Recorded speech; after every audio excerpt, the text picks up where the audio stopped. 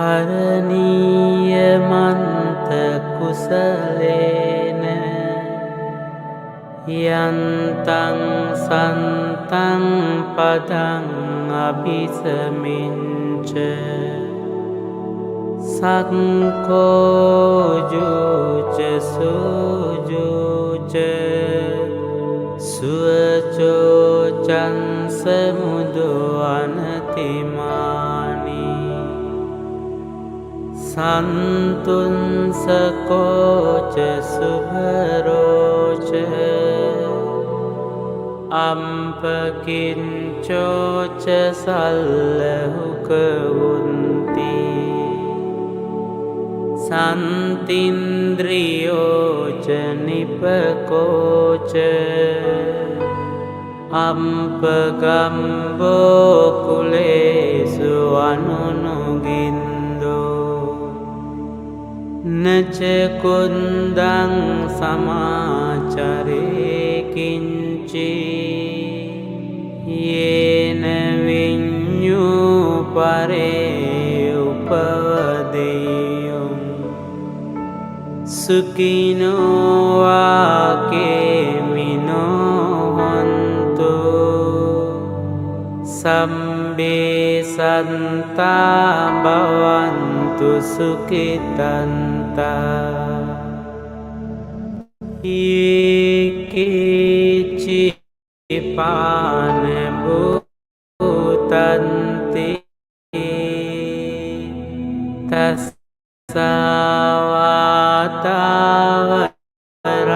තස්සවාතාවරාවා අනවසේසා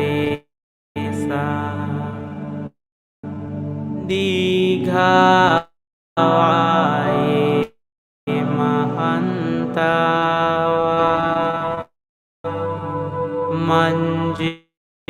මංජිමාරංස කානුකතුලා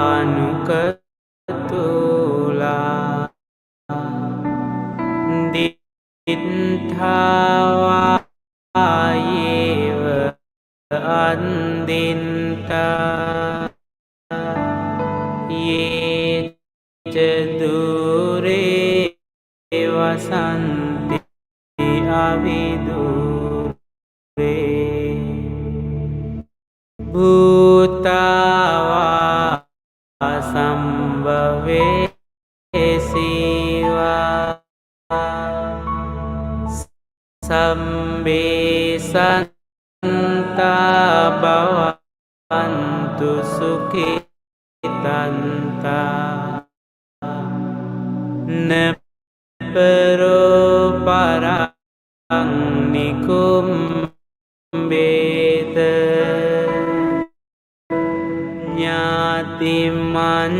ඥාතිමඤ්ඤේත කන්තචිනං කංචි ව්‍යාරෝසනා පටික සංඥා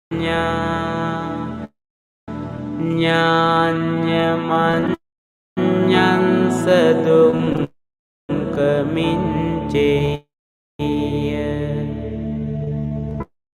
මාතා යතානි යං පුන්තං ආයුසා ඒක පුන්ත මනුරක්ඛේ එවම්පි සම්බභූතේසු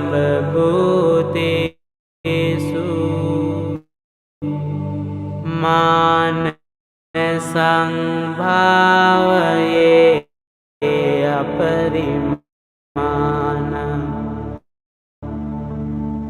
මෙත්තං ච සම්බ ලෝකස්මින්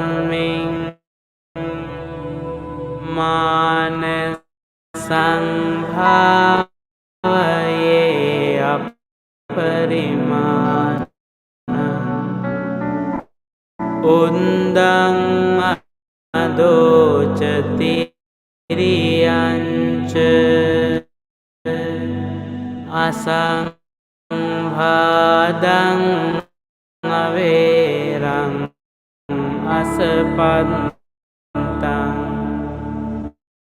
ตินทันจารังนิสิงโนวา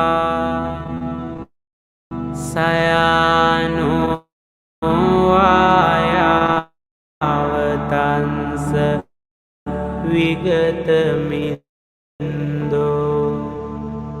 อิตังสติงอดินเทย Brahmamitam viharam idamao Dintin ca anupagam silawa Dansane sampanno Kami suvinaya gedang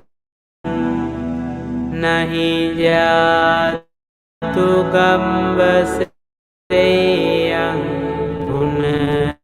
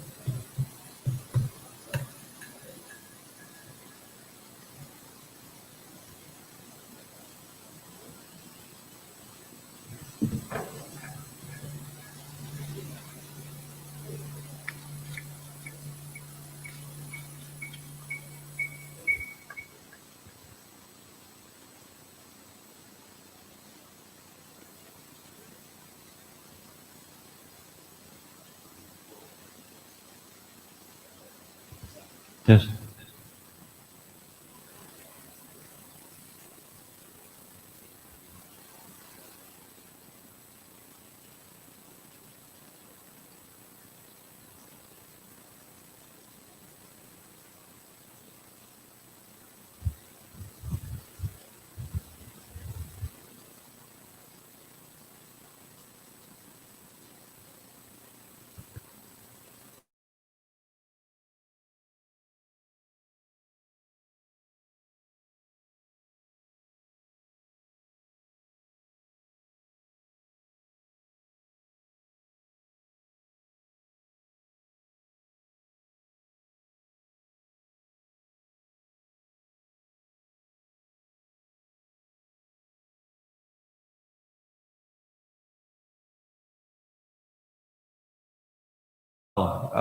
This morning was raining, right? And you guys are here. Wonderful.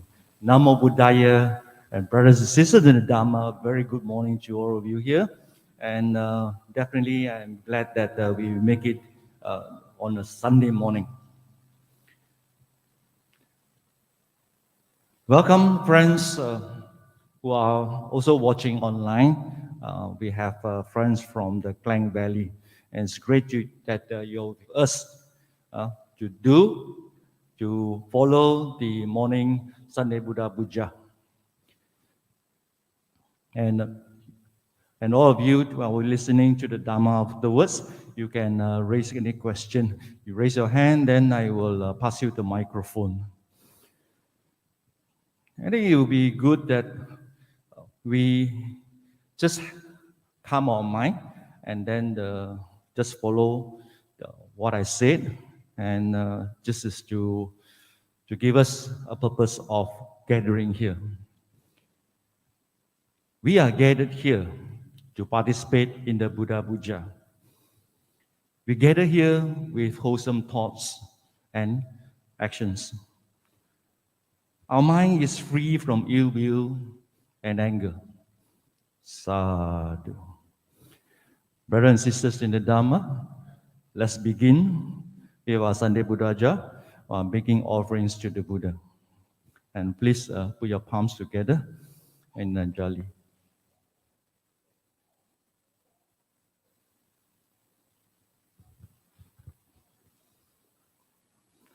Very good. You are coming on time. Very good. We just started. All right. Put your palms together. We welcome Venerable Indaratana, who will be doing the offerings.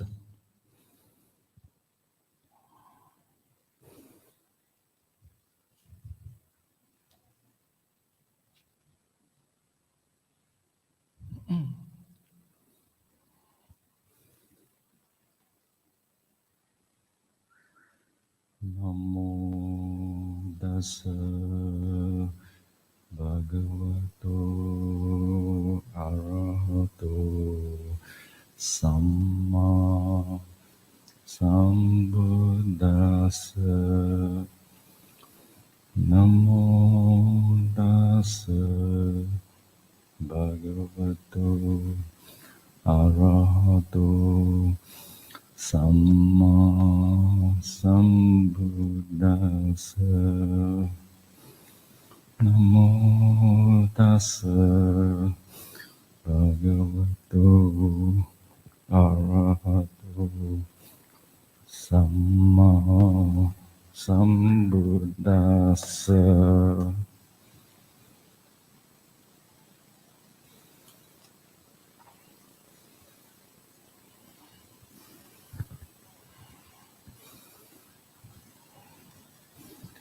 Brothers and sisters in the Dhamma,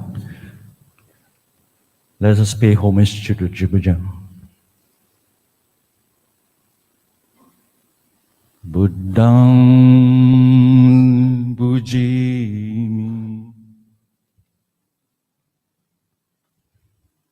Dhammang Pujimi, Sanghang Pujimi.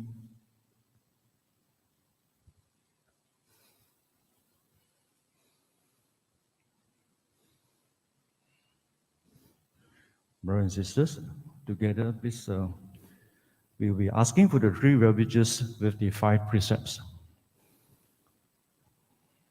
Just follow me if it is, all right, it's already on the screen. All right.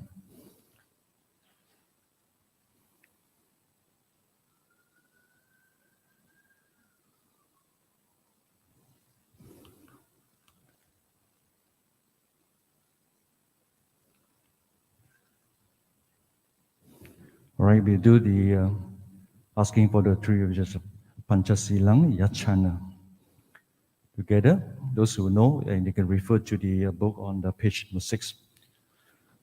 Aham bante samsaravata dukkhato mochanataya tisaranena saha pancha silang dhammaya chami anugahang gatva silang deta me bante Dutiyampi aham bante samsara vata dukkhato mochanataya tisaranena saha pancha silang dhammang yachami anugahang gatva silang deta me bante Tatiyampi aham bante samsara vata dukkhato mochana daya tisara nena saha mancha sila Dhamma yachami anugahang katva silang deta me bante. නමෝ තස්ස භගවතෝ අරහතෝ සම්මා සම්බුද්දස්ස Namo tassa bhagavato arahato samma sambuddhassa. Namo tassa bhagavato arahato samma sambuddhassa. Namo tassa bhagavato arahato samma sambuddhassa.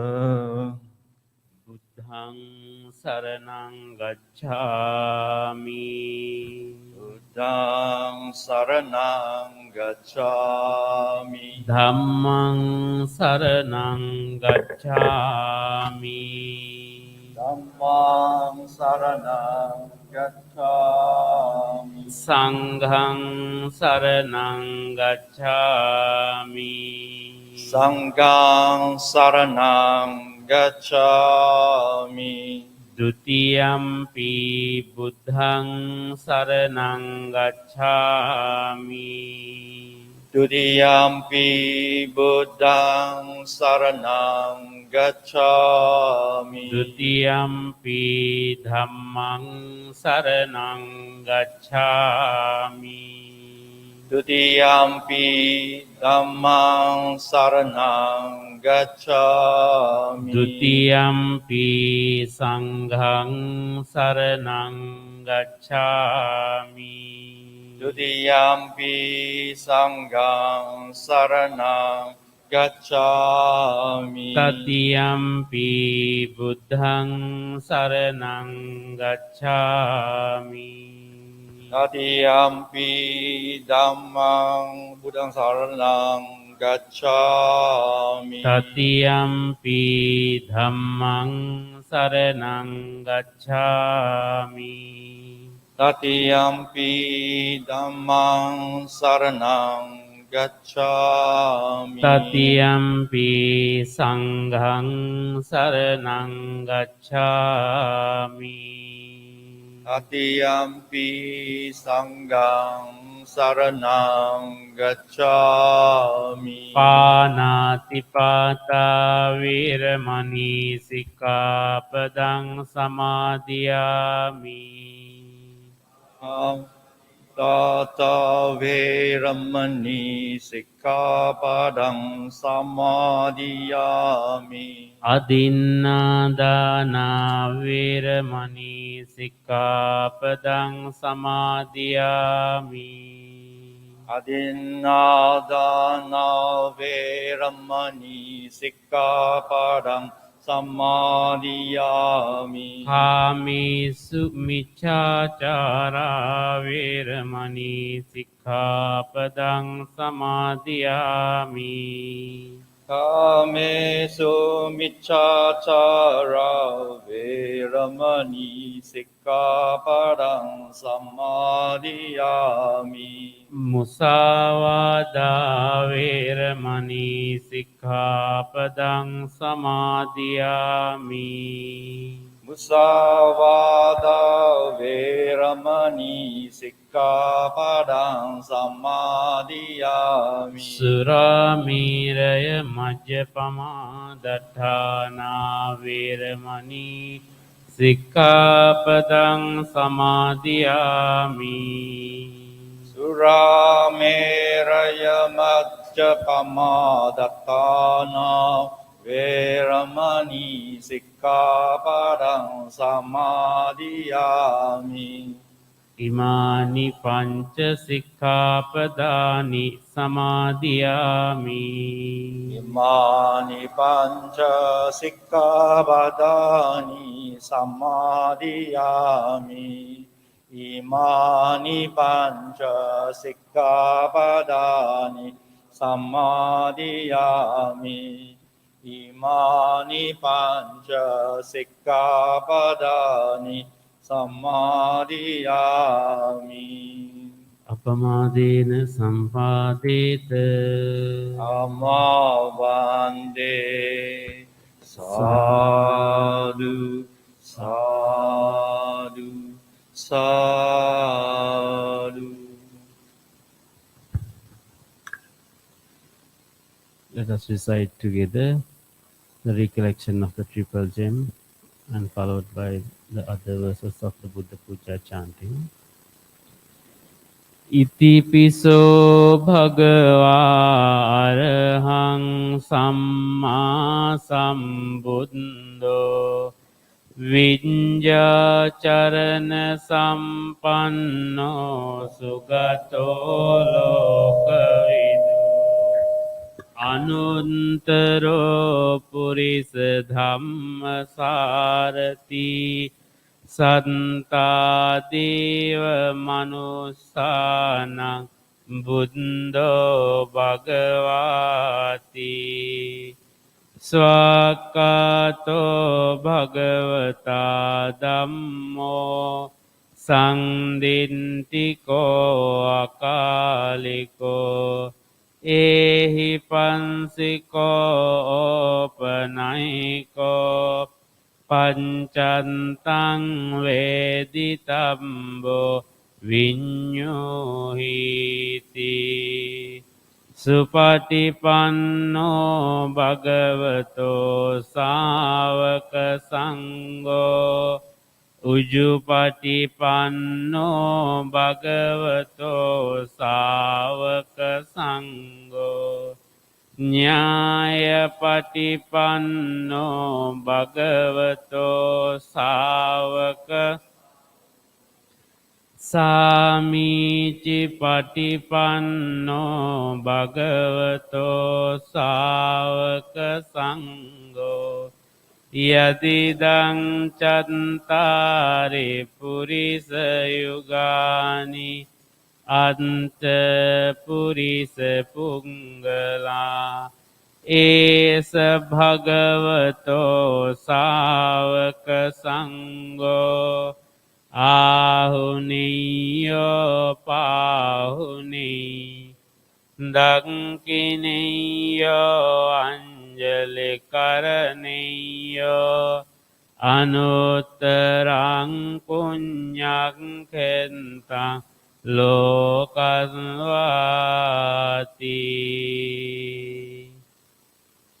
Vandami cetiyang sambang Sambatani supatintitang Saririka dhatu mahabodhing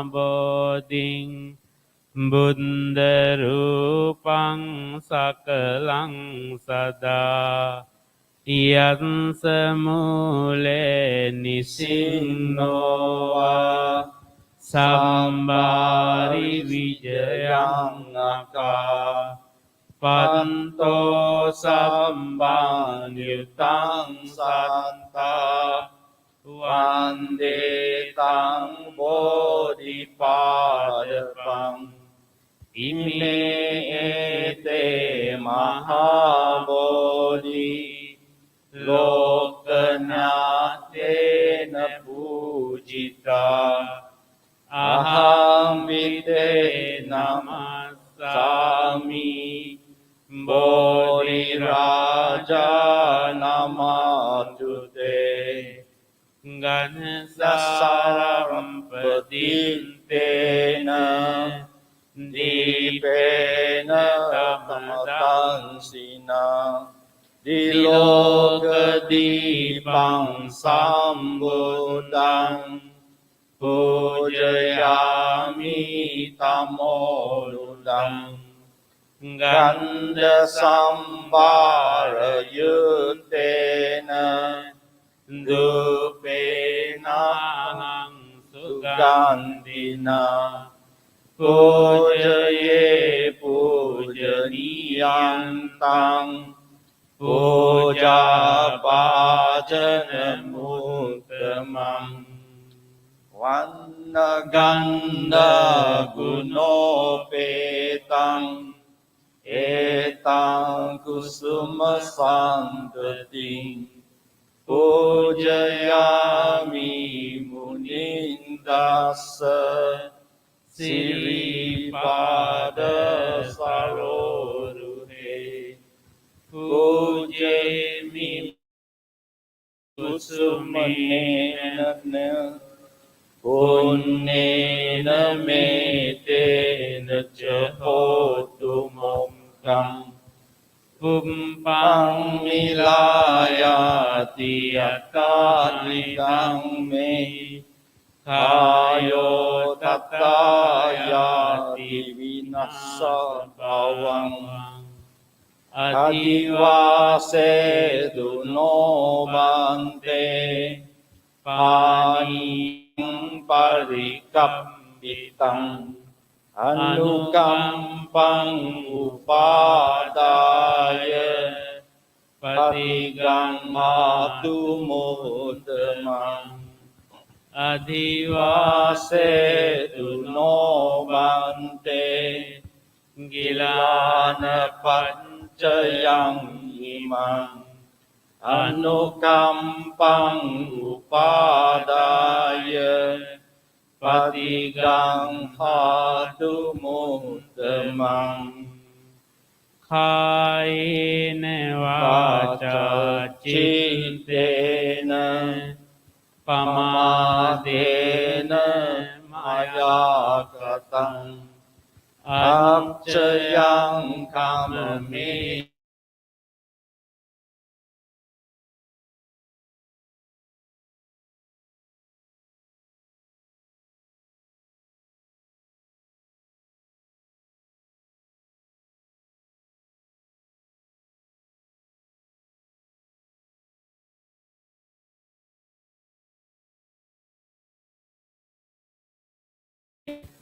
สังดินติเกอากาลิกคายเนวาจาจิเตนะปมาเดนะมายากตังอัจฉยังกัมเมสังฆสุปฏิปันนะอนุตตรสาธุสาธุสาธุ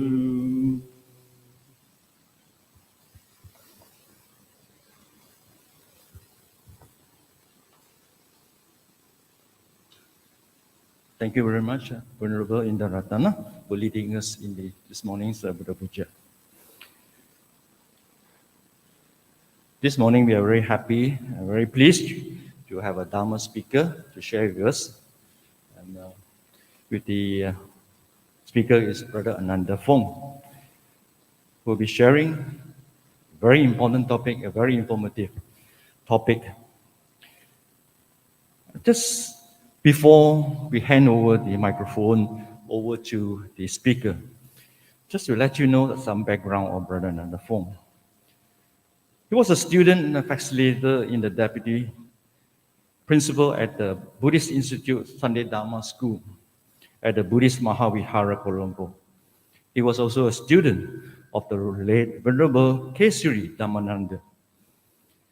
He was the president of the Banda Utama Buddhist Society and the principal of his Sunday Dhamma School.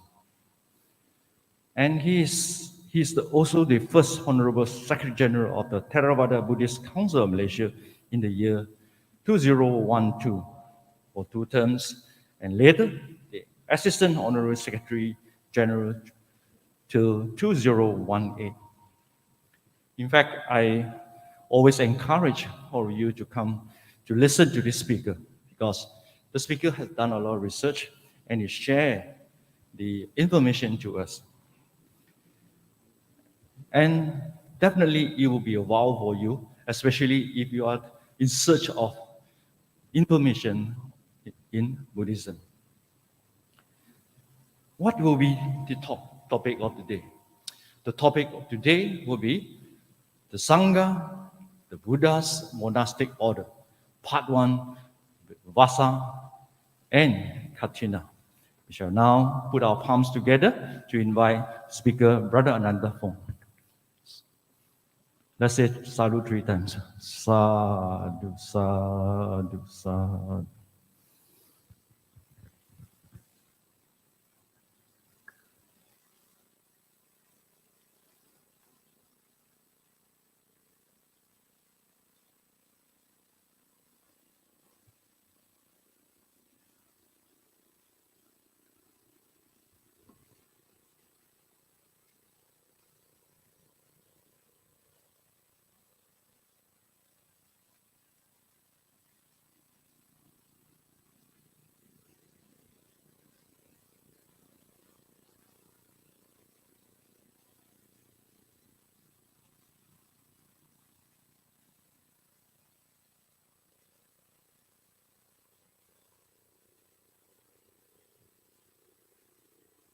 Good morning, one and all.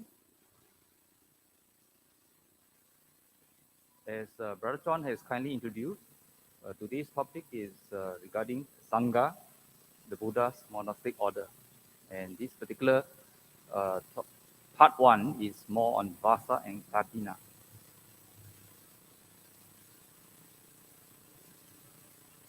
For a short puja before I start.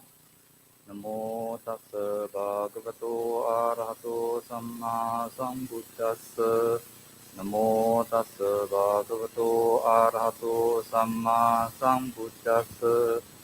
Namo tassa bhagavato arahato samma sambuddhassa.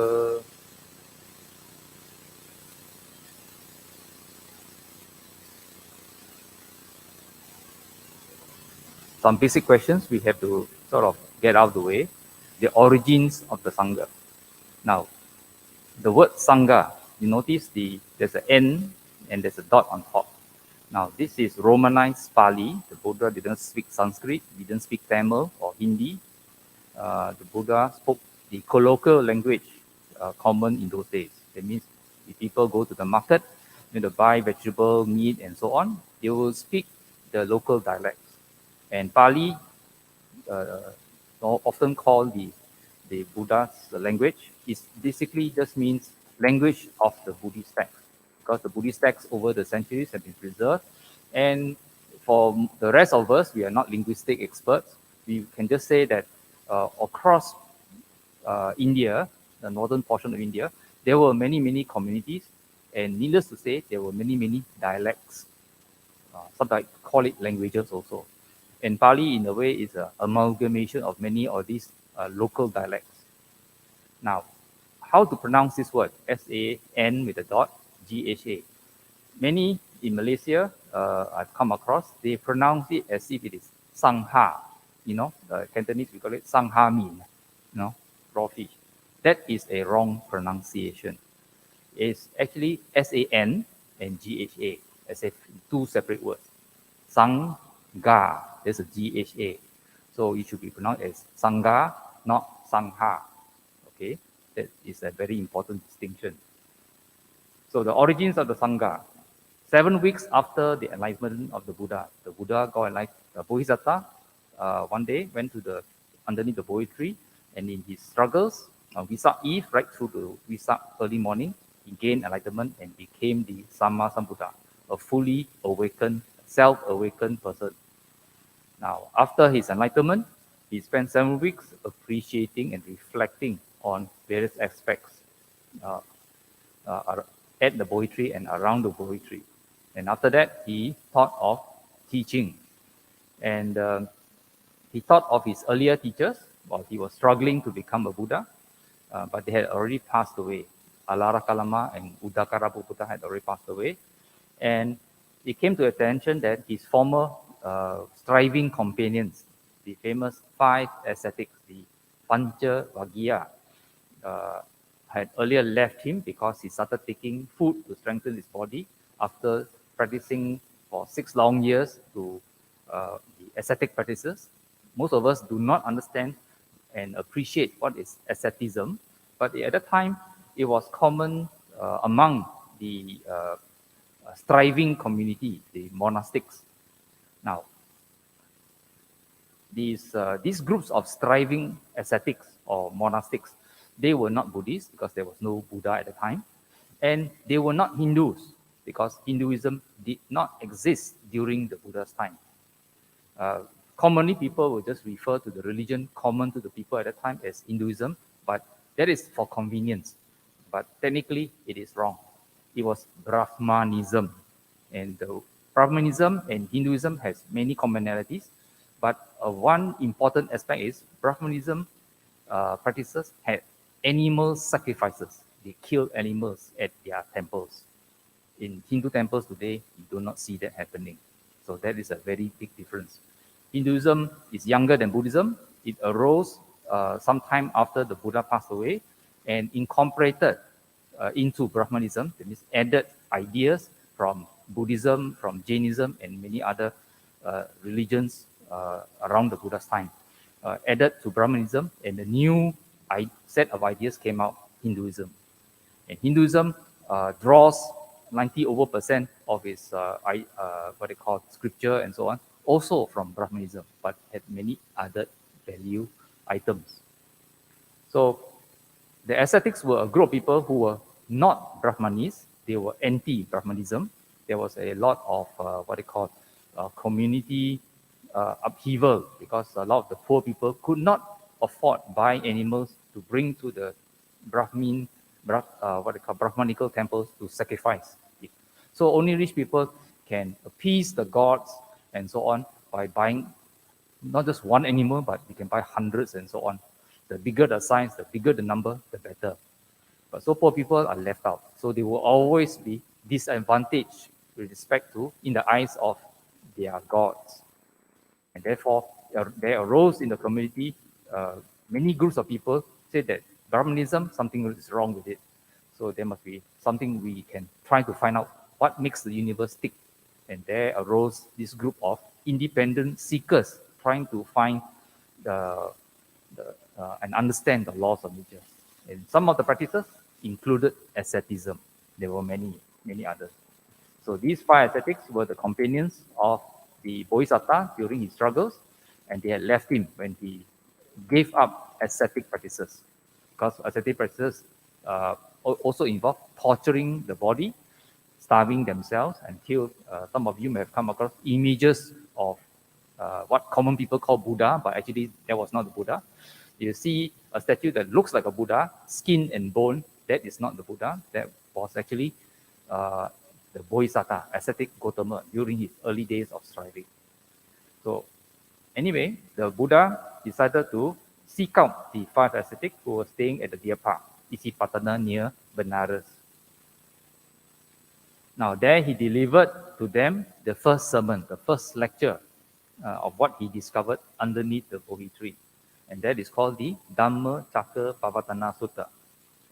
Do not be intimidated by this supposed what looks like a very long Pali word, very many alphabets there. But actually, Pali has a habit of conjugating terms. That means many words stuck together. So Dhamma Chakra Pavatana just means discourse on the wheel of truth, or setting the wheel in motion. So there are several words added together. Now, concluding at the end of the sutta just means discourse or lecture, the Buddha exclaimed, "So you really know Kondanya." Venerable Kondanya, one of the 5 ascetics who listened to the Buddha delivering the first sermon, acquired the name Anya Kondanya, Kondanya who knows. He attained the first stage of sainthood, or Sotapan. And he was the first Arya. By doing that, he, in a way, became the first monastic disciple of the Buddha. The other 4 were not enlightened at that time, at least at the end of the first lecture.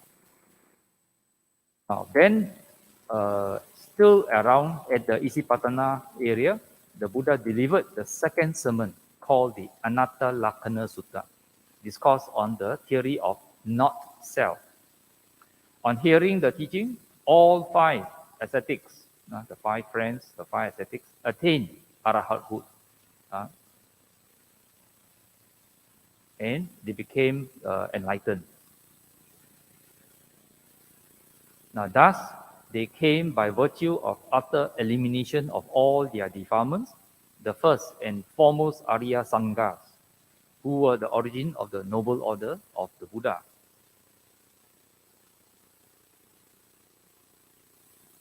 Now, when did the Buddha teach the first sermon? Well, this is celebrated in the Buddhist world, typically on the full moon day in the month of July. And this is called the Asalha full moon. So in the full moon day of July, it's often also called Dhamma day, many Buddhist viharas, monasteries, and so on will commemorate this occasion when the Buddha taught the first sermon by reciting the Dhamma Chakra Pavatana Sutta. Okay, this is for information. Now, the day after the Buddha taught the first sermon, it is the commencement of the monsoons. In the Buddhist world, this is typically in July to October. Now, the Sangha observes the Vassa or rains retreat. Now, why rains retreat? Not because Malaysia is raining, but from the geographical, in our Malaysian syllabus, we have stopped teaching geography as far as I know. Now, from July to October, this period is the southwest monsoon. Malaysia is more concerned with the northeast monsoon, where the winds come from the South China Sea and blow towards Kelantan, Terengganu, the east coast, and gets a lot of flooding and so on. Whereas in India, the winds, they are not so much affected by the northeast monsoon, they are more affected by the southwest monsoon.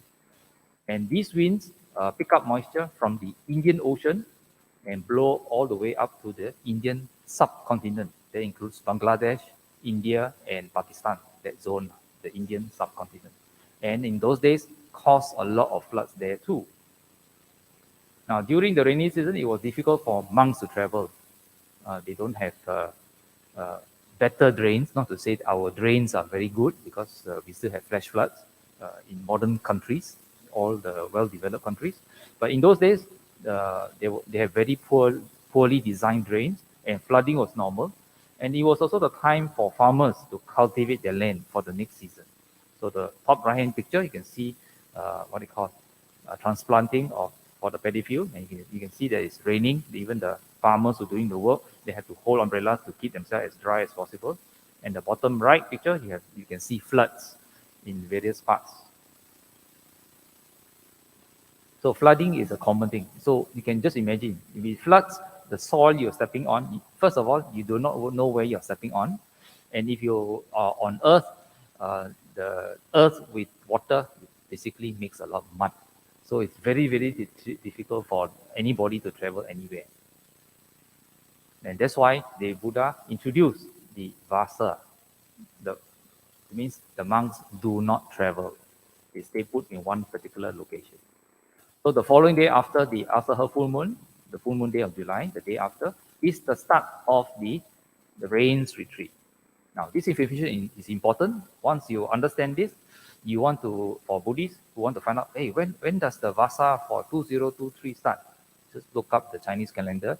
You find the full moon day of July. That is Asaha day. And the day after is the start of Vassa. And normally, the monasteries will observe 3 months rains retreat. So you can calculate from there. And from that calculation, you can also know when is the month of Kathina. Okay, for those who know more about this. Now, Vassa is the Pali abbreviation of Vassa, which means rains retreat or rains residence. So during the rainy season, it was difficult for monks to travel. It's sort of a time of year where farmers cultivate the land, as I mentioned earlier. To avoid traveling on muddy roads, which pose dangers, and trampling on plants, which many farmers have complained to the Buddha and said that the monks don't know where they're walking. The Buddha decreed that monks should remain in one place. Monks usually spend these 3 months studying and practicing the Dhamma intensely. And this practice for the Theravada community continues till today.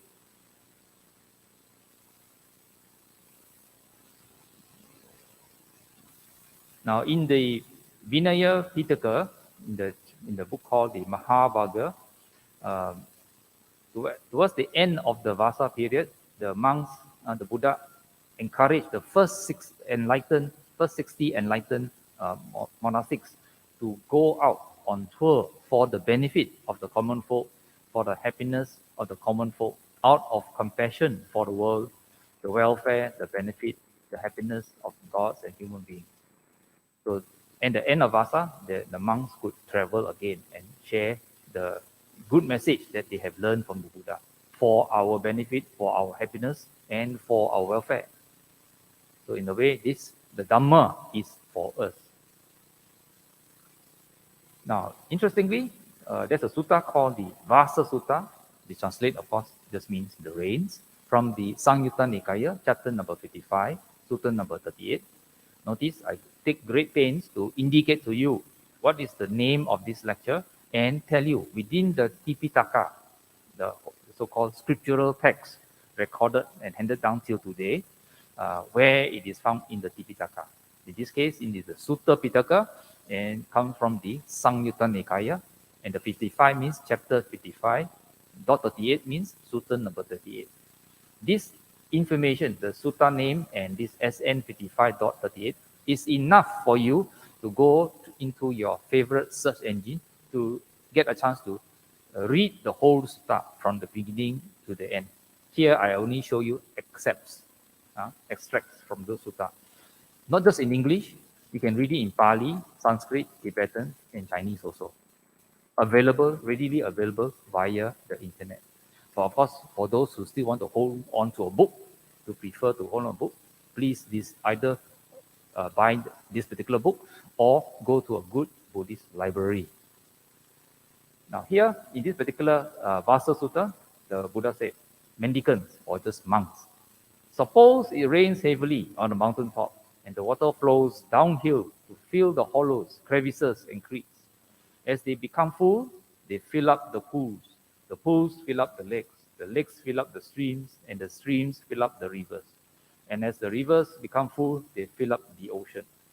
In the same way, a noble disciple has experiential confidence in the Buddha, the Dhamma, and the Sangha, and the ethics loved by the noble one. Now, notice experiential confidence. It's not theoretical confidence, not out of faith, but experiential. Experiential just means you have experience. And what does confidence mean? Typically, in normal everyday usage, confidence has to be earned. Whereas faith, well, you just have to believe.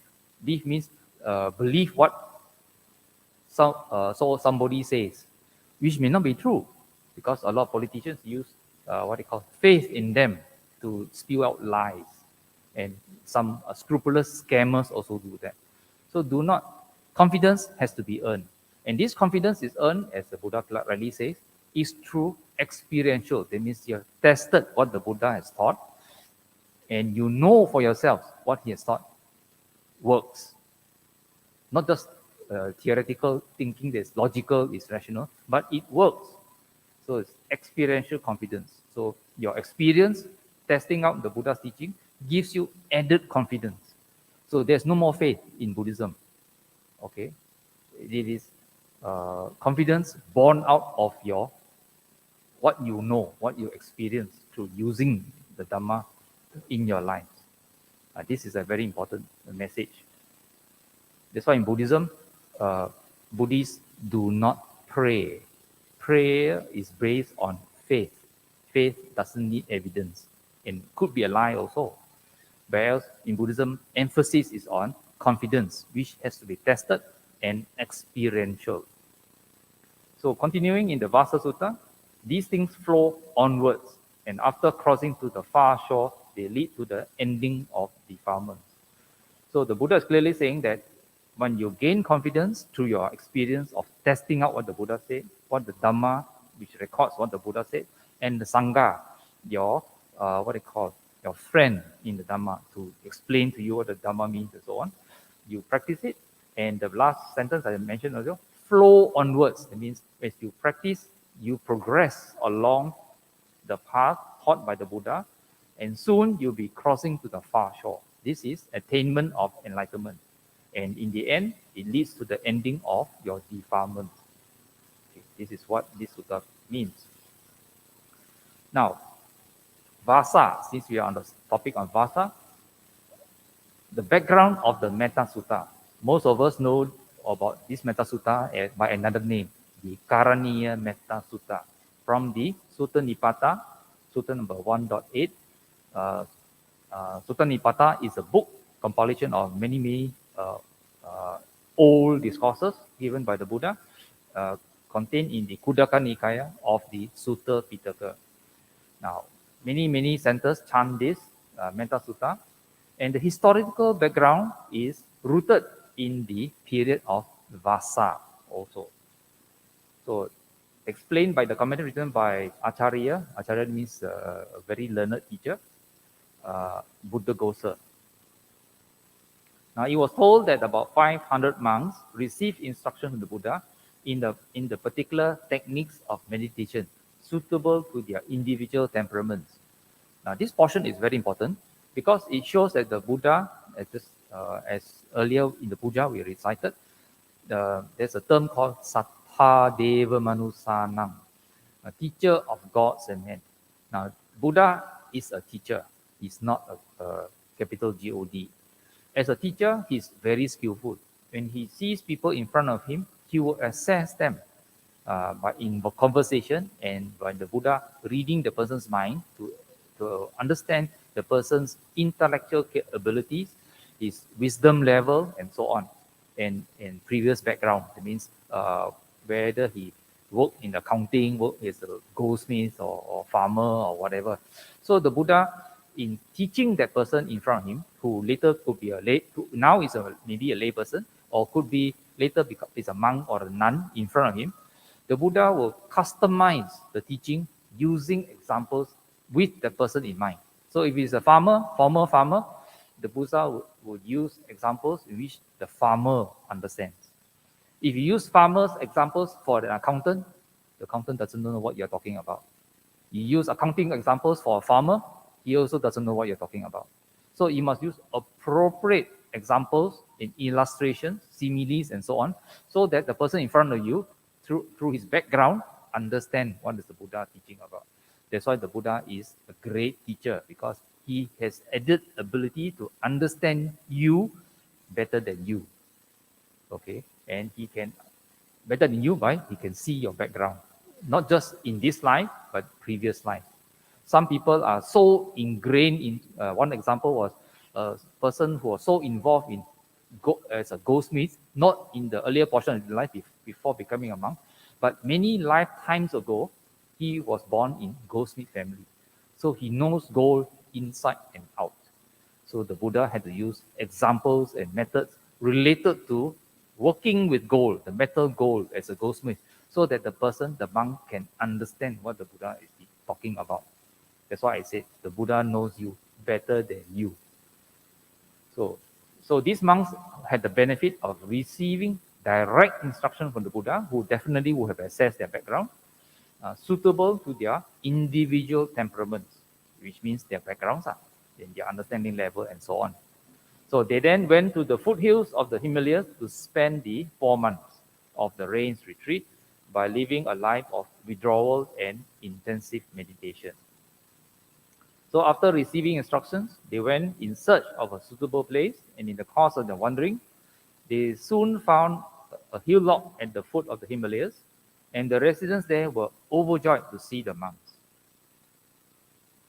So after the monks had settled down contentedly in their huts, each one selected a tree to meditate under, by day and by night.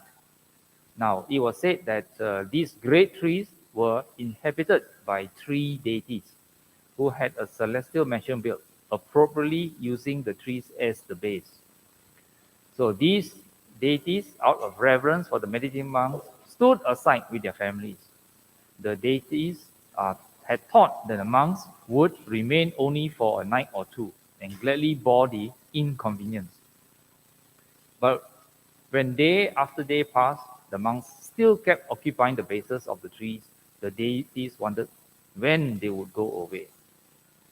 So these deities discussed the situation among themselves and decided to frighten the monks away by showing them terrifying objects, by making dreadful noises, and by creating a sickening stench.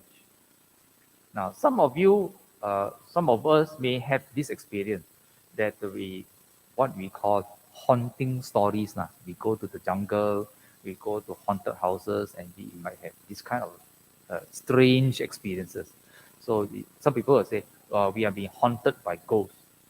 These are not ghosts, these are deities. Now, this term deities bears needing some explanation. In Buddhism, the Buddha underneath the Bodhi tree discovered that we are not the only living beings in this universe. The Buddha discovered that there are 31 planes of existence. We humans occupy number 5 from the bottom. Okay, so we have hell worlds, we have animal worlds, we have what they call hungry ghosts. Yet the word ghosts come in, but deities are not ghosts. They are higher than us. They are in a plane of existence, but higher than us. What does it mean to be born in a plane of existence higher than human realm? Well, their lifespan is longer. Their bodies are different from us, and of course, in this case, we cannot see them. At least most of us cannot see them. Some people can. Deities are not what we call living beings staying in heaven. The idea of heaven and hell is only peculiar to the Abrahamic religions. In Buddhism, which is above us, heaven, earth, our level, and below. That is the Abrahamic of ideas. The Buddha discovered there are 31 planes of existence. So above us are a range of heavens. But in Buddhism, we don't use the word heavens. We use the term Deva worlds. And there are many Deva worlds. So if you are number 5, number 6, 7, 8, 9, 10, 11 are all Deva worlds, including well-known ones in the Buddhist world. We have heard of the Chatu Maharajika, which is plane of existence number 6. And for Chinese, who are the Chatu Maharajika? Chatu means 4. Maharajika means, Maha means great. Raja means king. Rajika means 4 great kings. So for those of us who have gone to Galaxy in Penang, you enter the main door, you see 2 giant statues of like guards, and another 2 on the left-hand side on the door, guards. Altogether, there are 4. So in Chinese world, they have the 4 guardian angels. This is describing plane of existence number 6, the 4 great kings. And of course, in their plane of existence, there are many other living beings, what they call devas or deities, staying in that realm. But whatever it is, wherever you are, plane of existence number 6 or plane of existence number 31, the highest level, life is not permanent. You are born there, you live a life, and you pass away. We may have been there. We may have been in plane of existence number 6 or even number 7, number 8.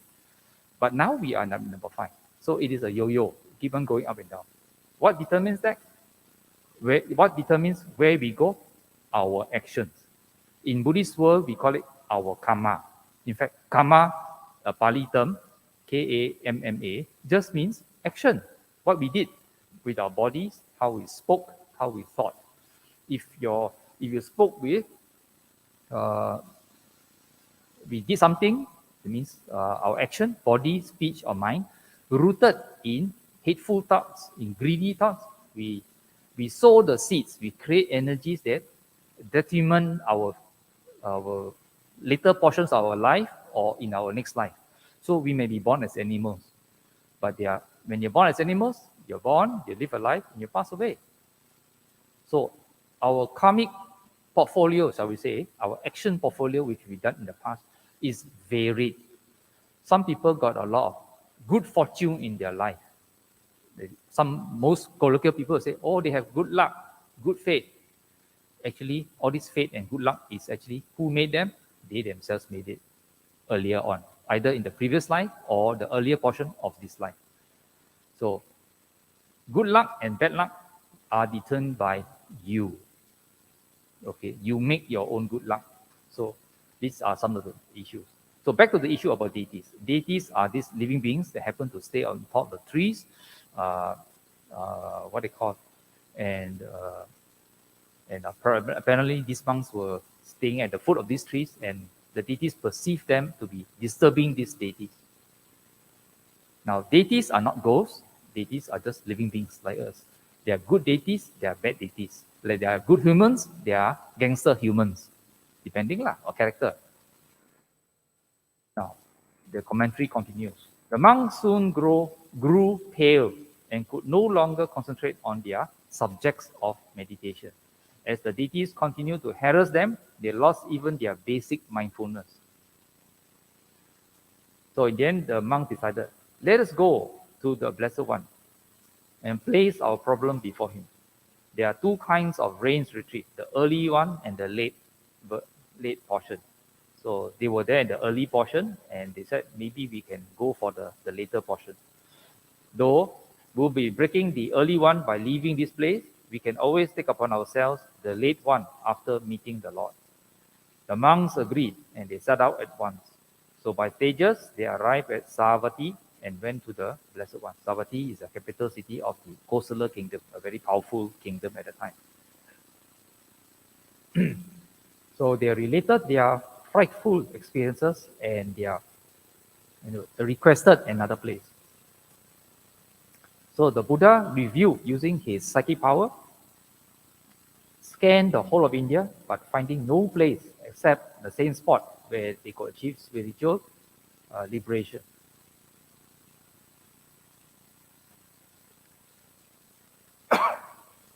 So the Buddha said, monks, go back to the same spot. It is only by striving there that you will effect the destruction of inner defilements or taints. Fear not. If you want to be free from the harassment caused by the deities, learn this sutta. It will be the theme for meditation as well as the formula for protection. So the Metta Sutta, chanted by many Buddhist monasteries, and many teachers encourage you to learn this sutta, to chant, not just to chant, but meditate on it. So it is also a protection. Now, you're wondering, does this sutta have some magical power? Not really. Now, here the commentary continues. Then the master recited, or actually taught, the Karaniya Metta Sutta, the hymn of universal love, which the monks learned by rote in the presence of the Buddha. Then they went back to the same place. Now, as the monks neared their forest dwellings, reciting the Metta Sutta, thinking and meditating on the underlying meaning, this is the important part. Sutta are not magical words. There are no magical words in the lectures of the Buddha. Sutta means a lecture, and metta means loving kindness. So a lecture on loving kindness. So the words give the teachings or the lecture recorded in the Metta Sutta or the Karaniya Metta Sutta lists out things that the monks should do and meditate on. So the monks were thinking and meditating on the underlying meaning. The hearts of the deities became so charged with warm feelings of goodwill that they materialized themselves in human form and received the monks with great piety. They took their bowls, conducted them to their rooms, caused water and food to be supplied, and then, resuming their normal form, invited them to occupy the bases of the trees and meditate without any hesitation or fear. Now, what did this lecture on loving kindness do to the monks, which affected the deity? Basically, this meditation makes a person smile. In the bottom right-hand corner, you can see a person smile. This is one of the interesting, I call it side effects. A lot of people are worried when they take drugs. Wow, what side effect? This side effect is very good. It makes you smile. There's another sutta which I didn't share here, but it's posted in the, I think, last night in the Theravada Buddhist Council Facebook. on the Buddha giving another lecture telling you about the 11 benefits of practicing loving kindness. Now, for many of us these days, some of us, we have problems sleeping. We call it insomnia. So we go and see doctor and ask the doctor, can you give me some drugs to make me sleepy so I can get a good night's sleep, so tomorrow I can go to work refreshed. One of the good side effects of loving kindness meditation, if you do it intensely and often enough, is when your head hits your pillow, you get knocked out very quickly. No need pills. No need a glass of milk or Milo or biscuit to eat something. No need all that. You hit the pillow, you get knocked out. And if you have any dreams, you'll be sweet dreams, but usually there'll be no dreams. So you go straight into deep sleep. By the time you wake up refreshed because well rested. There's no nightmares and tossing around and all this kind of thing. So this is just one very, what they call modern day benefit that you can get from practicing this loving kindness meditation, other than enlightenment, of course. Okay. But before you get to enlightenment, you get all these, what they call everyday benefits. And people will see that your face starts changing. Why? They may be annoyed because you have a very smiling face. Last time you had a very sulky face, but now you're starting to smile and smile and smile. And as the usual common saying, everyday colloquial saying, say, one smile makes two. So you walk around in the LRT or bus station, you smile at people you do not know. Common reaction is people smile back. It's good manners, it's good courtesy. They don't know who you are, but every day you go to take bus or you take LRT, one smile makes two. Why? You smile, the plus smile, become two.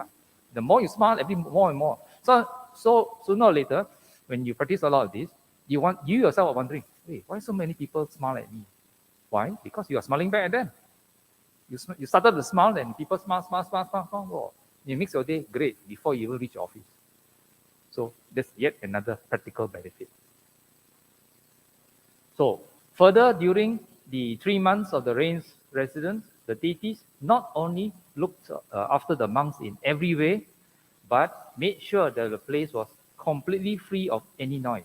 Enjoying perfect silence, by the end of the rainy season, all the monks attained to the pinnacle of spiritual perfection. Every one of the 500 monks had become an arahat, enlightened person. Now, when you meditate, not just every day smile, but internally you have a lot of loving kindness, not just for yourself, but to all living beings around you. This kind of radiation affects living beings, not just animals, but in this case affects deities, unseen living beings that be nearby you. So they get affected by this loving feeling. So they also become convinced that they like you. Okay, but this kind of feeling indicates to them that you are no harm to them. You hold them in high regard. So they know that, oh, this is a nice guy. And because they are a nice guy, they will protect you from other harms and so on. Definitely people who practice a lot of metta, very highly unlikely that you have ghosts that try to possess them. They are very, very strong. Okay, they are what they call possession proof, shall we say. If anything, there will be other deities around you that protect you from other bad intending deities. If there are bad heads among them. Now, Pavarana invitations. So at the close of the Vassa, now Vassa this year, 2022, started in the full moon day of the day after the full moon day of July, and we are, shall we say, at the close of this Vassa period. So the close of the Vassa period, the 3-month rains retreat, the monks will perform the Pavarana ceremony. At this ceremony, each monk invites his fellows to point out to him any faults he has committed during this Vassa period. So this is a monastic aspect. So that these monks, when they point out certain what they call bad habits or whatever, the monks who hear of this from their friends in the monastic community, they try to improve themselves, change their character, and so on. So on any day following Pavarana, in the period terminating with the next full moon day, the Kathina ceremony is held. different monasteries will hold the Kathina on different days within this month. So Kathina ceremony is not on one particular day. It is a 1 month period after the Pavarana.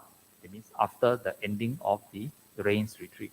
Up to the monastery or the temple to choose one particular day during this 1 month after the ending of the Vassa period.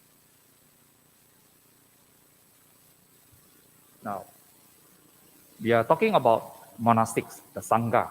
The word Sangha means the community of the Buddha's disciples. Now, the community is worthy of respect.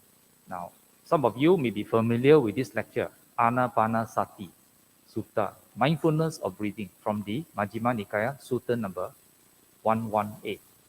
Now, this is a meditation sutta talking about how do you meditate by breathing in and breathing out. But here I extract one important aspect from this particular sutta.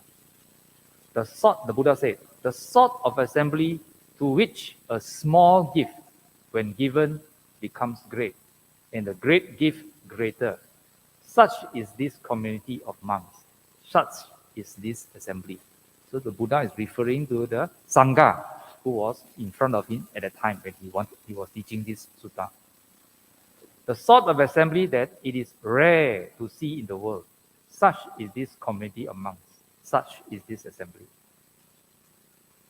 The sort of assembly that it would be worth traveling for leagues, means ancient day translation of measuring distances, or modern day you say worth traveling for kilometers.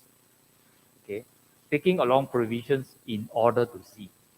Now, when I see this particular last portion, it reminds me of my trip to Indonesia. Now, when Indonesia is a very large country, people are scattered all over the place.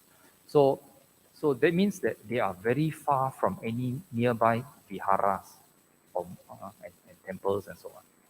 So when a certain monastery announces a certain Dhamma talk or some Buddhist event, the people from very, very far away, they group their kampong, they rent buses. They take their provisions, sit in the bus, and travel long distances to come to this vihara. So sometimes on this, when we like outsiders, we are considered tourists, Malaysian go there, see. Then you see, wow, why so many buses? Then the local people explain to us and say, hey, these are people from outstation, They come all the way to this vihara to listen to a few months give Dhamma talk. And the monks offer themselves opportunity to receive alms from these people to come from so far. So here the Buddha says, the assembly, the Sangha, that will be worth traveling for long distances, taking along provisions in order to see. Just to see them, and in Indonesia, they can see, they listen to the Dhamma, they get a chance to offer requisites to the monastics there, because it's so rare. Now, in this community of monks, there are monks who are arahats, that means whose mental influence are ended, who have reached fulfillment, done the task, laid down the burden, attained the true goal, laid to waste the fetter of becoming. Now, this portion is very important. Laid down the fetter of becoming. Why? If you don't lay down this defilement of fetter of becoming, we will be reborn. We have been born again and again and again in this 31 plane of existence, which, in other words, some Dhamma speakers use the term samsara, the cycle of becoming, the cycle of birth and death. So we have been born many times, we have died many, many times. Not necessarily as humans, maybe many times as humans, as animals, as deities, and so on, in this 31 plane of existence. Now, when the person becomes enlightened, an arahat, the person lays to waste the fetter of becoming. So the thing that makes a person born again is no more. So the person like the Buddha and his enlightened disciples, they will declare, once they become enlightened, they declare, this is my last birth. No, after my body grows old and die, I will not be born again, I will not die again. So this person has attained a deathless state. He cannot die again. As long as you're born, you must die. So not to die, you must not be born. So this is my last birth. The Buddha will declare, or the enlightened disciples will say. So, and the sutta continues, and who are released through right noxis. Okay, such are the monks in this community of monks. So the Buddha is describing this Sangha before him. Now coming to Kathina. Kathina, often you see in websites, they use the term robe offering, which typically is in the month of October to November, which is around now. Okay, Vassa, the 3-month race retreat seclusion of the Buddhist Sangha, concludes with the Pavarana or invitation ceremony, as I mentioned earlier, which is in turn followed by the Kathina robe offering festival. Today, the Kathina robe offering is a large annual festival where the Theravada monks get together and celebrate the day by offering monastic gifts such as robes and arms. Now, the word Kathina itself just means hard, stiff, difficult. In a way, it's a frame, a wooden frame that the monks can put a cloth over so that they can do some intricate sewing work and so on. Did I say the monks sew? Yes, the monks must learn how to sew. Not with our modern day sewing machine. Of course, those days it's called needle and thread only. Today, the monks have the advantage of having electric sewing machines. Or in some poorer countries, still mechanical sewing machines. But during the time of the Buddha, it's called thread and needle to talk. And those who do not know how to do, they have to learn. Because who is going to repair the hole in your ropes? You lah. You don't go to a shop and buy ropes. Those days, you cannot buy ropes, monk's rope from the shop. Today, we are pampered a lot. Just buy ropes. So the word Kathina denotes a cloth offered to the monks annually after the end of the rains retreat. Now notice, denotes a cloth, not you giving ropes, a cloth, a long piece. Usually, traditionally, it is only a white piece of cloth. Okay, not ropes. You're offering cloth to the Sangha. Now, it also refers to a wooden frame used by the monks in sewing their robes. However, the word mostly denotes the robe, chivara in Pali. And on Kathina, robes, the Pali word for robes is chivara. During Kathina, it's called the Kathina chivara. That particular set of robes is called the Kathina chivara. So the character of the material used symbolizes the chivara, which is one of the 4 requisites of a monk. The Kathina robe is offered to the monastic Sangha by lay followers. Notice the Kathina robe offered to the monastic Sangha. Sangha means community. So you're not offering to one particular monk or nun, you're offering to the monastic community. So there may be many monks seated in front of you. You pass to this monk, it doesn't mean this monk or nun gets to keep this particular robe you should give. No. The monk is a representative of the monastic community. He accepts a robe on their behalf, not for himself or herself. And all this collected by the monastic community, they share among themselves per certain Vinaya rules. Okay, appropriate. Now, the origin of the Kathina ceremony. For those who want to know more about Kathina, please read a booklet which you can actually get as a free distribution, or in my case, I just downloaded a PDF copy written by Agacita Bhikkhu or Venerable Agacita, and sometimes also called Ayasma. Ayasma is a Pali term for venerable. Ayasma Agacita, and the title of the booklet is called Kathina, Then and Now. So the next few pages, I'll be taking extracts from this particular book. Now, this is published by SBS, Satantana Rata. Now, the origin of the Kathina ceremony. Now, how the Kathina ceremony came about is recorded in the Mahavagga, the 3rd book in the Vinaya Pitaka. The following is a summary of that account. Now, at one time, 30 monks of Pava is a certain town, were on the way to see the Buddha, who was staying in Savatthi in Jetavana. Jetavana is a monastery just outside of Savatthi. Another Pindika's monastery. Another Pindika is the feeder of the poor, the title given to a millionaire who bought the land, the Jeta Grove, and built a what they call the Jetavana monastery there. So they were all forest dwellers, all almsmen, all wearers of red robes. Now, all wearers of the 3 robes.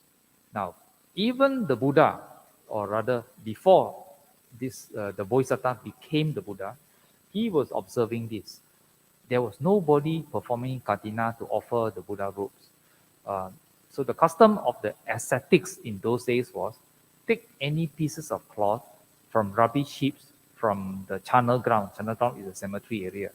Okay, when they burn the dead bodies of the relatives, sometimes the burning, they didn't have enough firewood. Not all is completely burned, so they have some pieces of cloth left over. These ascetics will go to the charnel grounds, gather these pieces of cloth, unburned cloth, and so on, and they will go and wash them, dye them. Now, dye in those days come from fruits of trees, which doesn't last long. So monks' robes, in fact, during the Buddha's time, had to re-dye their robes every now and then because the saffron color keeps going off after some time. Not like today. Our dyes are better today, so they stay on more permanently. So those were the things. So even the Bodhisattva, ascetic Gautama, who later became the Buddha, and for many years, the Buddha himself had to, he was wearing red robes. So as Vassa was approaching, they were unable to reach Savatthi in time, so they entered Vassa on the way at Saketa, another town. They spent the Vassa in a state of longing, thinking, the Lord is staying close to us. 6 yojanas, about 60 kilometers from here, but we are not getting a chance to see the Buddha. So then after the Vassa, the monks continued on their journey to Jetavana at Savatthi, where the Buddha was staying. It was raining and the waters were gathering, while swarms were forming. So by the time the monks arrived at the destination, their robes were drenched and they were exhausted. Now, having greeted the Buddha, they sat down at a respectful distance. Now, it was a custom for the Buddha to exchange friendly greetings with incoming monks. In fact, the Buddha not just explained friendly greetings with incoming monks, but the Buddha exchanged greetings with anybody who came to see the Buddha, whether it's a businessman, a layperson, or king. The starting of anything is always the visitor will introduce themselves, which family they come from, which town they are from, and the Buddha may ask some friendly questions and so on. So this is a custom in those days. So the Lord said to these monks, how are you keeping monks? Did you have enough to support life?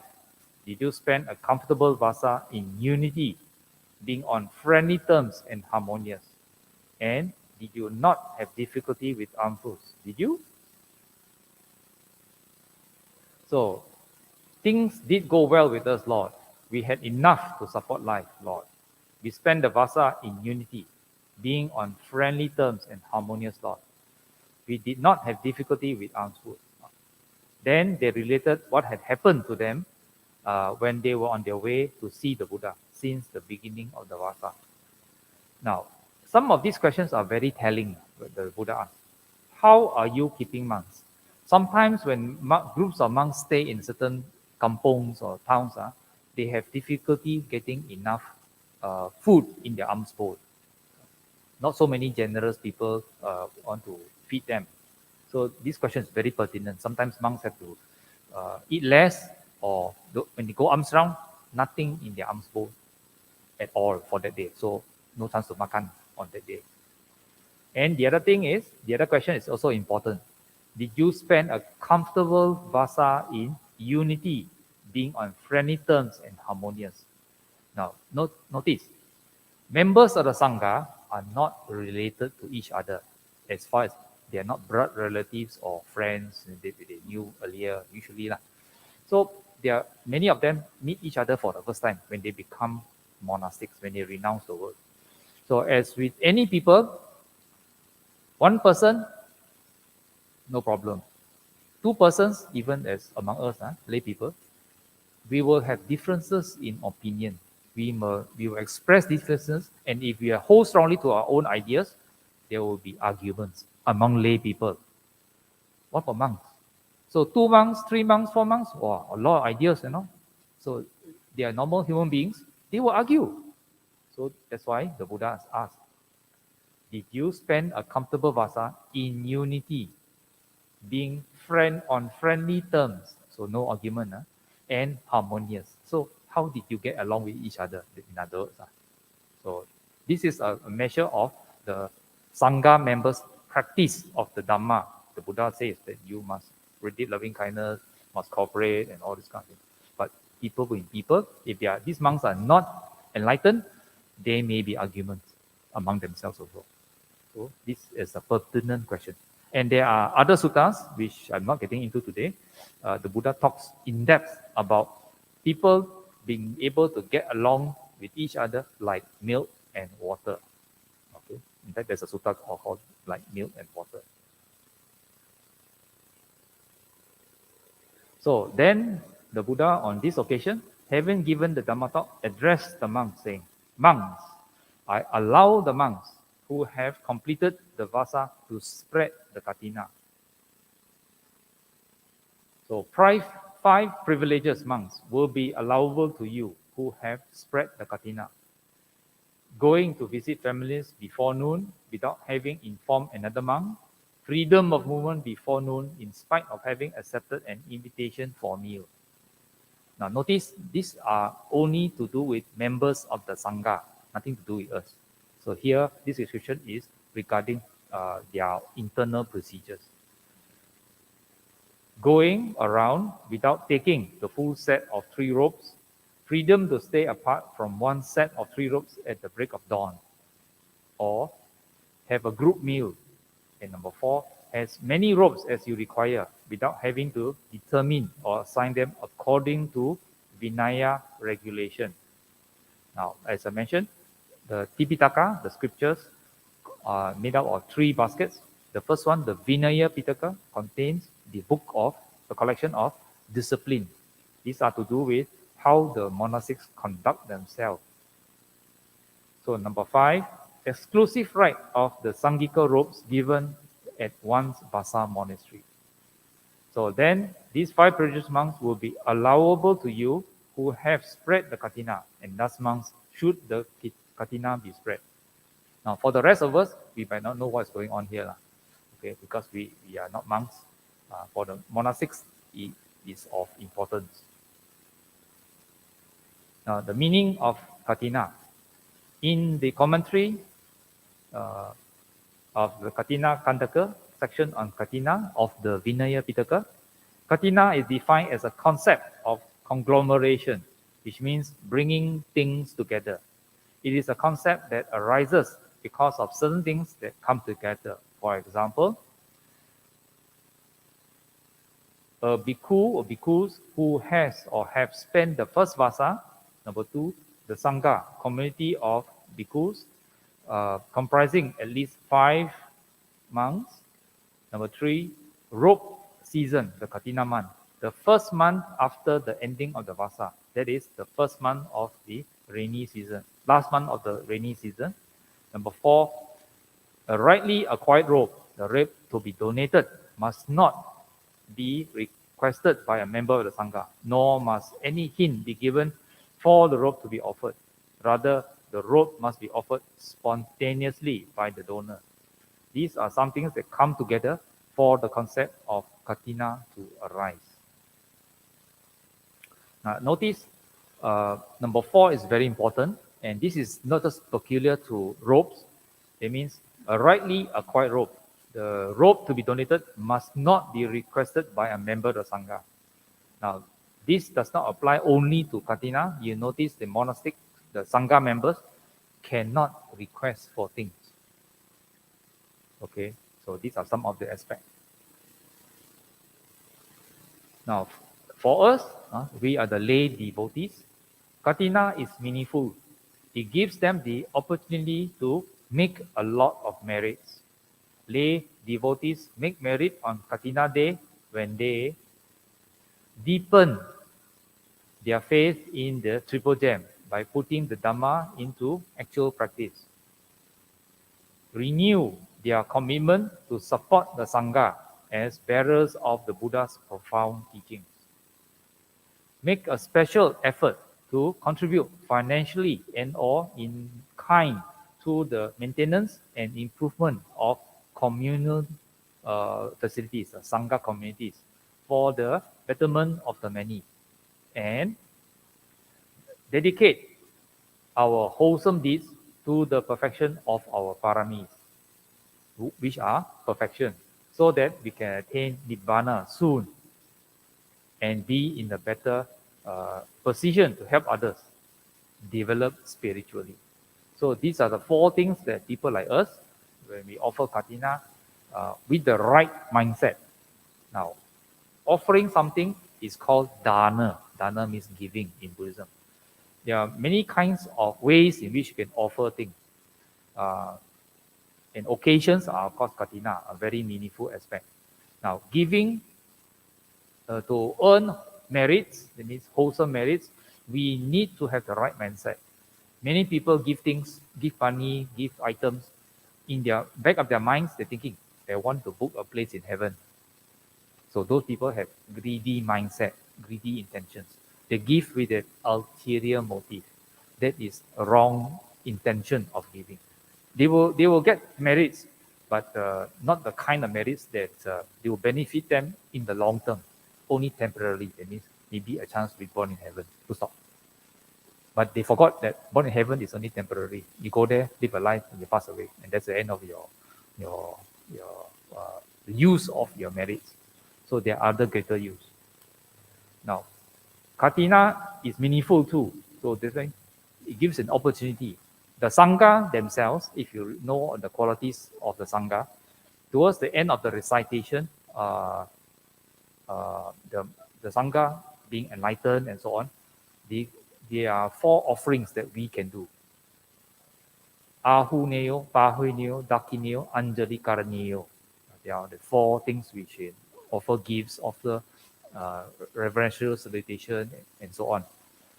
And the last portion after that is the incomparable field of merit. Because the Sangha members, conscientious Sangha members, put a lot of personal effort to try to develop themselves. So they become very virtuous. Even if they are not enlightened also, they are still very virtuous. Definitely more virtuous than us. And by us, responding to their needs, when we observe that they need this, they need that, and especially during Kathina, then we make offerings with the right mindset of helping, wanting to support the Sangha members, we earn bountiful merits for ourselves, which we can enjoy for a long time. And when we go to the monastery and offer Kathina, we deepen our faith because we see these monastics, conducting themselves properly. We are in the sight of the monastics. We might get to hear the Dhamma talk from them and we can discuss with them. So we deepen our confidence in the Buddha, Dhamma, and Sangha. And when we see all this, we renew our commitment, further our commitment to support and to practice the Dhamma. These are very, very important aspects. Now, the monks also have certain good points.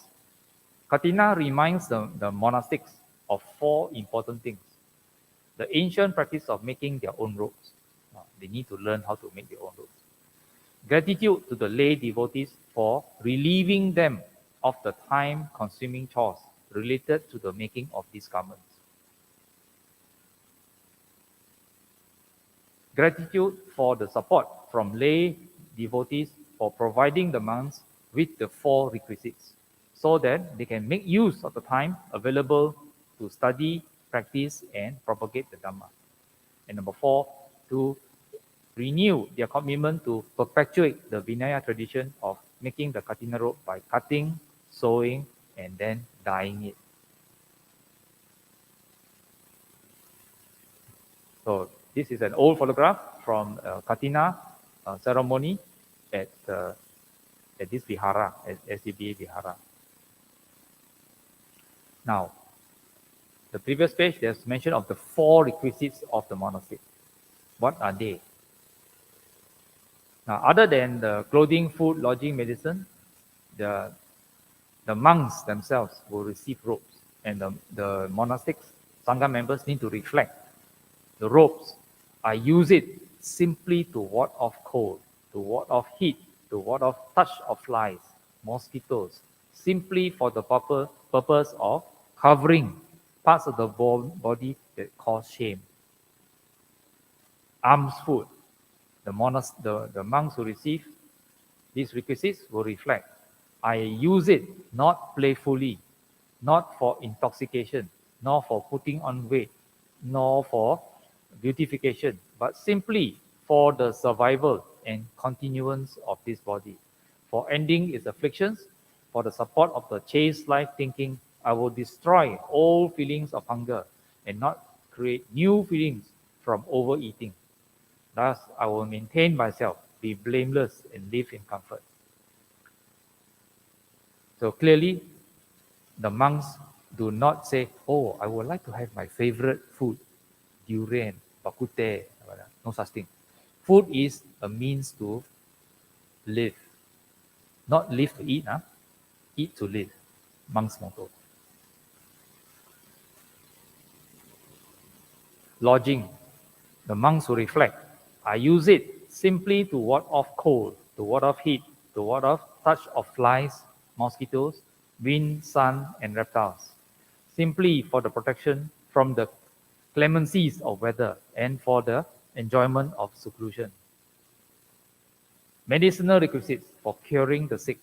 I use them simply to ward off any pains of illness that have arisen and for the maximum freedom from disease. Now, the original requisites were basics that wandering bhikkhus could conveniently carry around, for example, the alms bowl, 3 robes, a sitting cloth, a needle case, and waistband.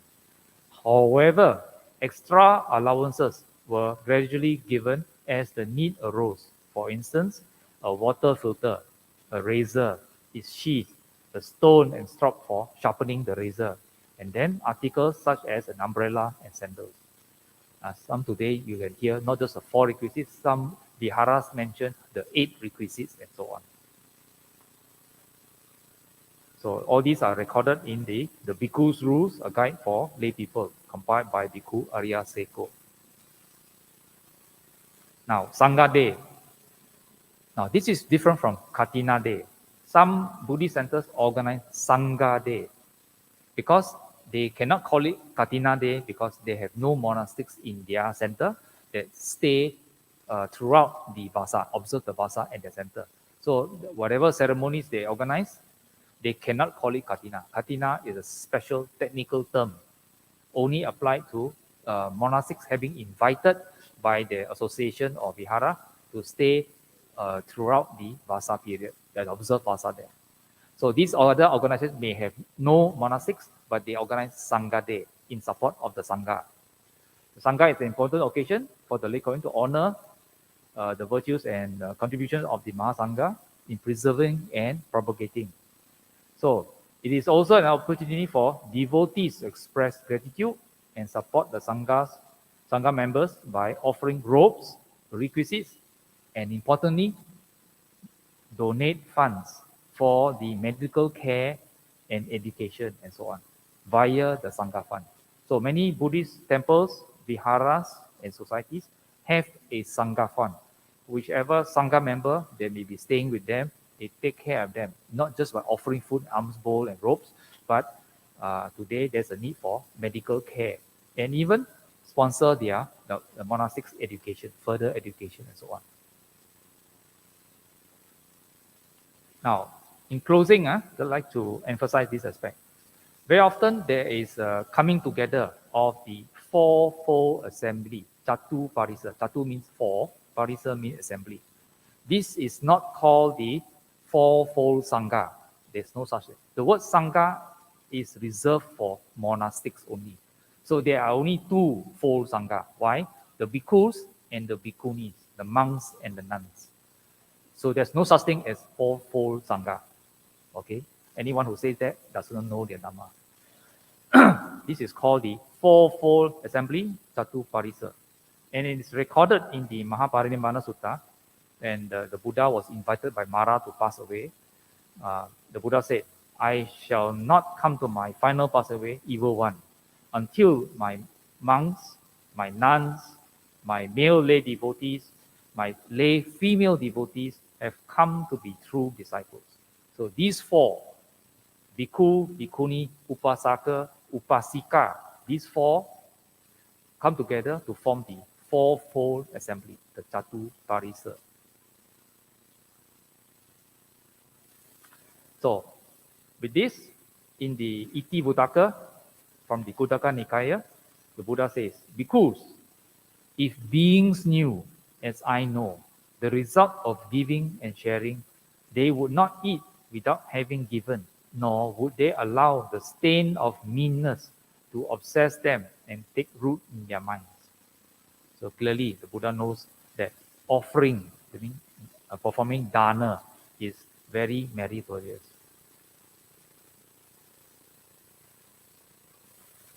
So this is the end. Sadhammo cirang kitatu, means the good doctrine, long endure. Sabbe satta sukhi.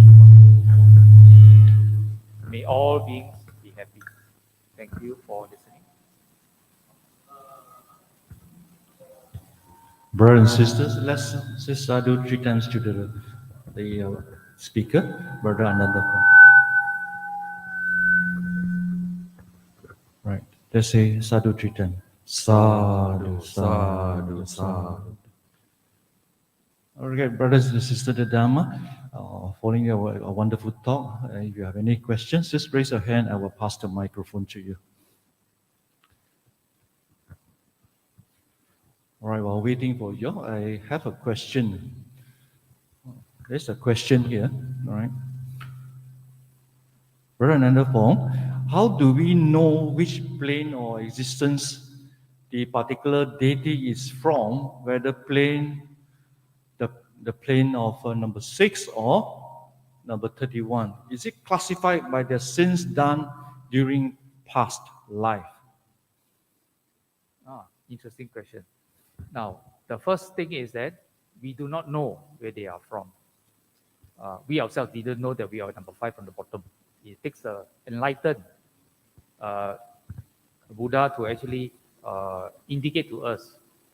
Now, the second thing you raised in the question, the aspect of sins. In Buddhism, there is no such concept as sin, S-I-N. Sin is a concept of the Abrahamic religions. In Buddhism, there are only skillful and unskillful actions, kusala and akusala actions of body, speech, and mind. So anyone who uses the term sin in relation to Buddhism does not know what the Buddha taught. So please dig up some more. But back to your original question, we do not know if we are able to encounter a certain deity, we do not know where they are from. They may not know where they are from also. It takes an enlightened person to know where they are from and to tell these deities where they are from. But there's no need for us to be so, shall we say, interested in all these deities. Deities, you must think of them as living beings just like us. They are born, they live a life, they pass away. Why are they deities? Because they have done something wholesome, they get a chance to be born there. We probably have been deities. There are so many plane existence in the infinity of time in the past, and if we don't get enlightened in the infinity of time to the future, we probably be going up and down this cycle of birth and death. So there's no need to worry about that aspect. Deities have no supernatural powers. Some of them may be able to help us a little bit, but they definitely cannot get you enlightened. They cannot stop death because they themselves are subject to death. Okay? Thank you very much. There's a question from the brother Jim. Dear Brother Ananda, in the olden days, when people were poor, and also there was scarcity of cloth and especially ropes to be offered to the Sangha. So those days, monks would rarely get offer of ropes from the devotees, lay devotees. Today, the situation may be very different. Those days, offering ropes can be considered as very meritorious. Today, in countries like Malaysia, we got plenty of ropes offered to the monks. Do we still, is it still considered as very meritorious to offer ropes to the Sangha? Okay. Now, it is not the items that we want to offer. It is our intentions to support the Sangha, to support the monastic community that is meritorious. The intention. What makes merits is our intention. Karma is made by our intention. It so happened that on the practical material level, that robes are important, dwellings are important, and for them, food is important for the Sangha members. So we need to give the relevant ones so that they can enjoy themselves. But in those days, even the Buddha himself, for many years before the Buddha give permission for the Sangha members to receive cloth to make robes, he himself was using rag robes. As I mentioned, rag robes come from pieces of cloth people throw away on the street, from charnel grounds, cemeteries, where the Buddha himself had to go and take these robes, wash, sew, and dye. This tradition is still in existence in many parts of the world. And in Malaysia, I'm not sure, I believe I saw some photographs at Brahma Vihara Monastery in Malacca, Venerable Dhamma. Usually during Kathina, there is, together with the Sangha community there, the Kathina will involve offerings of white cloth to the Sangha members, and the Sangha community will go one side, cut into small pieces, do the sewing, and sew the robes per a certain pattern, what commonly called the paddy field pattern, and then go and dye the robes. So even today, you have this traditional procedure being used. Okay. I think SBS also does that, but I'm not sure. I haven't seen that thing being done before. But many other monasteries in Malaysia, they just accept the what they call the ready-made robes from the devotees. But normally they will receive white cloth and they will go through the whole procedure. Okay, so the Buddha himself wore rag robes. The only time the Buddha got a chance to change for higher quality robes was when he exchanged robes with Venerable Mahakassapa. There was the only venerable in the whole Buddhist history who exchanged robes, because Mahakassapa came from a very rich family. He had some robes made for himself before he became a monk. Then he was wearing this, and on one occasion, he exchanged robes with the Buddha, and the Buddha said, "Are you sure you want to exchange robes with me?" And Mahakassapa said, "Yes." And from then on, Mahakassapa decided to wear only rag robes. That's why Mahakassapa is well known as the leader of the Dutanga Bhikkhu, Dutanga practices, ascetic practices. Hope I answer. All right, wonderful. Thank you very much, Brother Ananda Fong, for clearing some of our doubts. This definitely gives a lot of information to all of us regarding the Sangha. For one thing is that there's some clear explanation about the Vassa and the Kathina. Kathina will be, for SJBA, we're going to have it next week, Sunday. Come early and you can participate. For more information, you can look at the poster, then you will get the details of it. All right, well, with that, we shall end the Dhamma talk. and we will proceed to the sharing of the merits. And we all here, we have participated in the morning puja and listening to the Dhamma talk with a calm mind. And with that, we have all accrued merits, and let us dedicate the merits to all our departed relatives, families, and friends, and all beings. May they rejoice in this merits. A big sadhu to the Dhamma speaker this morning. Sadhu, sadhu, sadhu.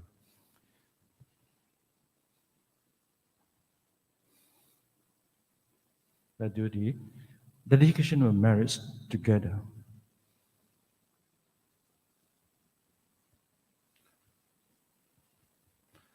Akasata cha bummata devanaga mahidika punyantang anumoditva chirang rakantu lokasasanang chirang rakantu desanang chirang rakantu mang parang Ettavata cha amhehi sambatang punya sambadang sabbe deva sabbe satta sabbe bhuta anumodantu sabba sampatti siddhya Idang me nyatinang hotu sakita hontu nyatayo. Idang me nyatinang hotu sukita hontu nyatayo. Idang me nyatinang hotu sukita hontu nyatayo. Imang no punya bagang mata pitunancha acharya nancha sabba satanancha sabba smitanancha sabba nyatinancha sabba pedanancha Sabba devatanancha bhajema imang no punya bhagang sabba satanang dema sabbe sata sukita hontu.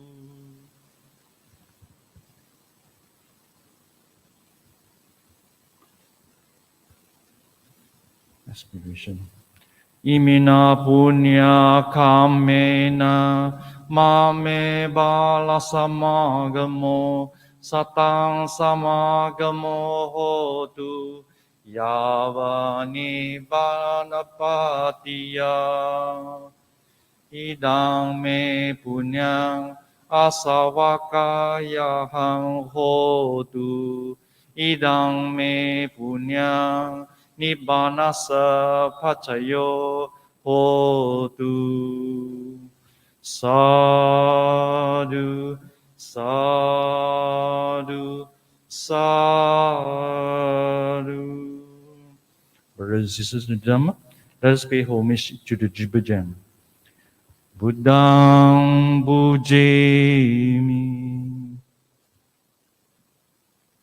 Dhammang bujemi, Sanghang bujemi. Thank you very much, brothers and sisters who have come over at the Shrine Hall to participate to the end of the session till the dedication of merits. Thank you very much. We have come to the end, and do visit us again. And next week is the Kathina. Following week we will carry on with our program. Sadhu to everyone, and may you and family be well and happy always. Sadhu, sadhu, sadhu.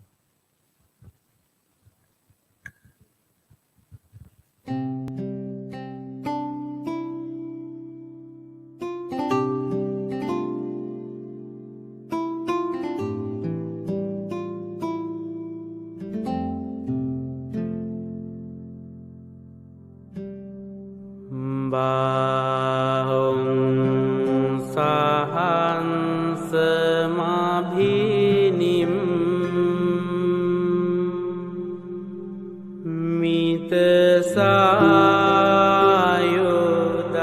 mitasayudantang ngirimi kelang uditagora sasena marang dana di Dhamma vidhi